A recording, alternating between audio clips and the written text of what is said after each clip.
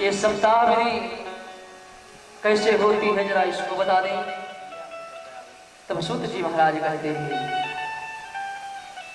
सप्ताह ज्ञान यज्ञ कराने के लिए एक अध्याय में बतलाया है किसी अच्छे ब्राह्मण से तिथि दिखाना चाहिए।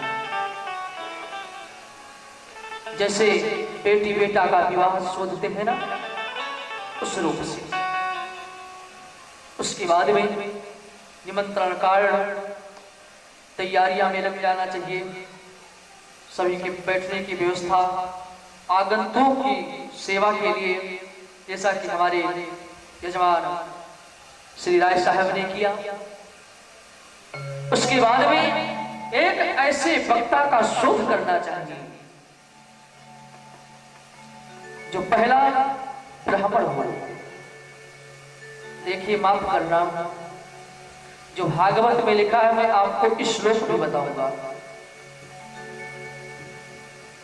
लेकिन आजकल लोग भागवत को खिलवाड़ बना करके रखे हैं।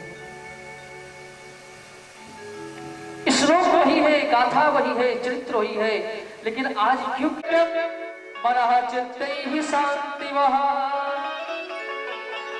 जो भी कर्म करे सोचे कि मैं इंद्र के समान कर्म कर रहा हूं, प्रसन्न चित्त से करे।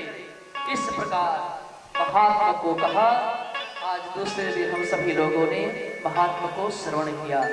बोलिए श्री राधा माधव भगवान की जय। सूत जी महाराज सौनकादि महात्माओं से पूछा, भगवान आपने महात्मा तो बताया, लेकिन ये बताइए भागवत लिखी कैसे गई, इसका प्रादुर्भाव कैसे हुआ। तब बताते हैं पराशर जी महाराज के कला अवतार भगवान के व्यास, जिनका नाम कृष्ण द्वैपायन व्यास नाम है, जिन्होंने जन्म लिया,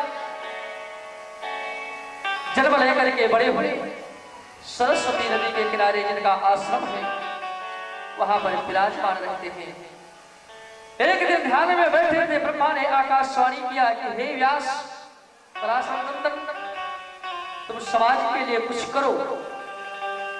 तो एक वेद था ऋग्वेद, सबसे पुराना वेद ऋग्वेद है, उसको 4 खंड में किया।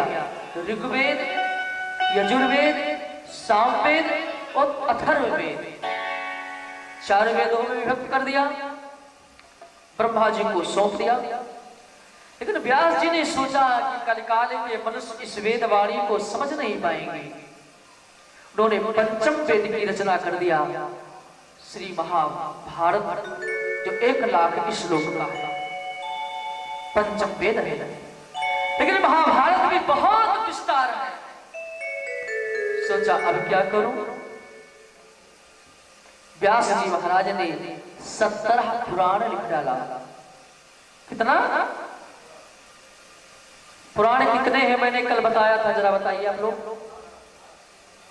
18। वाह, 17 पुराण लिख डाला। लेकिन व्यास जी के मन में जो स्थिरता आनी चाहिए, जो शांति होना चाहिए, वो मिला नहीं। एक दिन चिंतित अवस्था में बैठे थे, नारद बाबा का आगमन होता है। नारद ने पूछा, कुतश्चित्ता तुर्या पराशर नंदन। हे पराशर नंदन, तुम चिंता में क्यों बैठे हो, क्या बात है। पूरी बात बता दिया। महाराज मैंने 4 वेद, महापुराण, 17 पुराण को लिखा, श्रीमद् महाभारत को लिखा, लेकिन मेरे अंतःकरण को भी शांति नहीं हो रही है, क्या करूं। नारद जी ने कहा, देखो आज मैं आपको बहुत सूक्ष्म ज्ञान बतलाता हूं, जिसका आप श्रवण करोगे तो आश्चर्यचकित हो जाओगे। क्या नारायण ने मेरे पिता ब्रह्मा को दिया था, ब्रह्मा ने मुझे दिया था, और आज मैं वही बता रहा हूं आपको। तुम श्रीमद् भागवत कथा लिखो। पहले भागवत 4 श्लोक में ही केवल था। तुम श्रीमद् भागवत कथा लिखो, जैसे रामायण पहले एक ही श्लोक में था, वाल्मीकि जी ने उसको 24,000 श्लोक में बना दिया। व्यास जी ने कहा महाराज जी हो जाएगा मुझसे, क्योंकि मेरी अवस्था भी थोड़ा सा जर्जर हो चुकी है, मैं क्या करूं।